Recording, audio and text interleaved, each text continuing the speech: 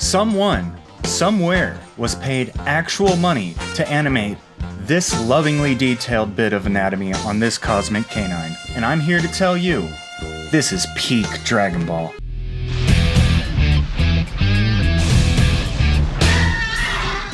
Welcome to episode 13 of Daima, titled Surprise! Where the stakes are low, the creatures are large, and the tone is aggressively unhinged. I'll be honest, I've never been much of a Dragon Ball GT fan. The tone was strange, the pacing was worse, and turning Goku into a child felt less like a creative risk and more like someone hit the generate random idea button in the writer's room. So when Dragon Ball Daima first started echoing GT's beats, Tiny Goku, road trip through oddball planets, the obligatory monster of the week, I braced myself for impact. And then episode 13 gave us the most GT-like episode so far. And yet, I liked this episode.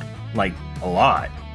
A lot? Which is weird, because apparently no one else did. I didn't sit down to write this script the week I watched it. Life happened. A lot of it, in fact. By the time I finally sat down to review it, I had to jog my memory with a quick dip into the online discourse, and what I found was a digital graveyard of scathing reviews and confused shrugs. It seems like everyone and their hamster hated this one. Low stakes, too silly, nothing important happens. But here I am, still smiling like an idiot about the time Vegeta punched a kaiju dog in the jaw. So what gives? Maybe it's because I've always been a sucker for stories that play with scale. I grew up obsessed with dinosaurs.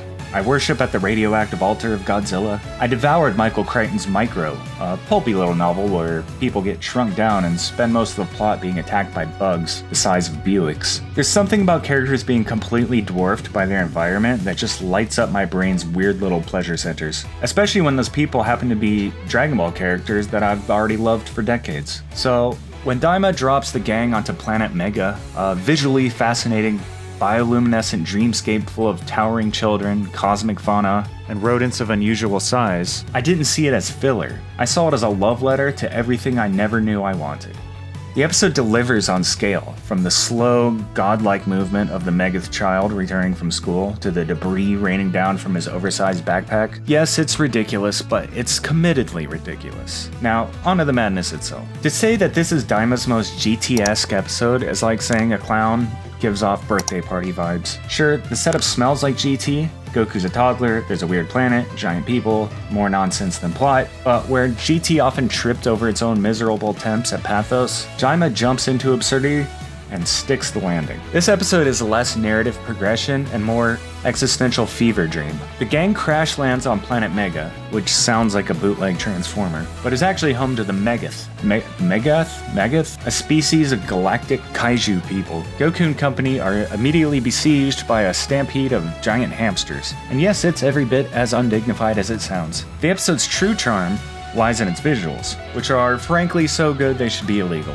Bioluminescent plants, glowing skies, cosmic color palettes. It's like being slapped in the face with a Lisa Frank folder while high on cough syrup. Even if the story wandered off somewhere around the third hamster ambush, your eyeballs remain very, very entertained. Daima, unlike its predecessors, doesn't pretend to be embarrassed by its own stupidity. It leans into it. It embraces the chaos. The hamster slaughter isn't filler, it's a meditation on powerlessness in a world ruled by scale. Or it's just funny. Either way. And then there's the dog, the giant Majin dog that lumbers onto the screen. It's not just a background threat, it's a full character with its own weird energy. And for reasons known only to the gods and the animators, they drew a butthole on it. Yes, a lovingly illustrated, fully committed, center screen, canine sphincter. In HD. Why? Accuracy, perhaps? Realism? After all, IRL, it do be like that. It's the kind of creative flourish that really makes you appreciate how far we've come in anime. Pixar could never. There's also some villain content if you squint hard enough. Goma finally stops brooding and makes a vaguely consequential decision, shutting down Sir Warp to block access to the first demon world. It's like if Darth Vader suddenly decided to unplug the Wi-Fi. I mean, oh no! Who would be so dastardly? Still, Degasu's look of pure terror gives the moment just enough juice to pass his stakes. And yes, the Glorio is shady subplot still exists.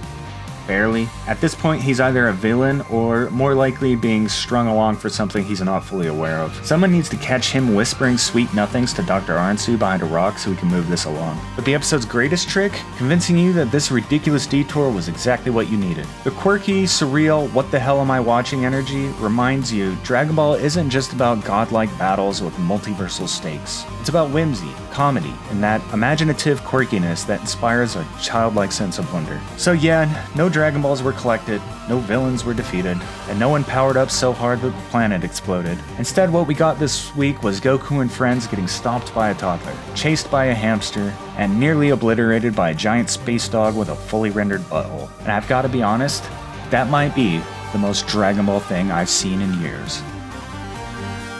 So if anyone asks why I liked this episode, just tell them the dog had a butthole.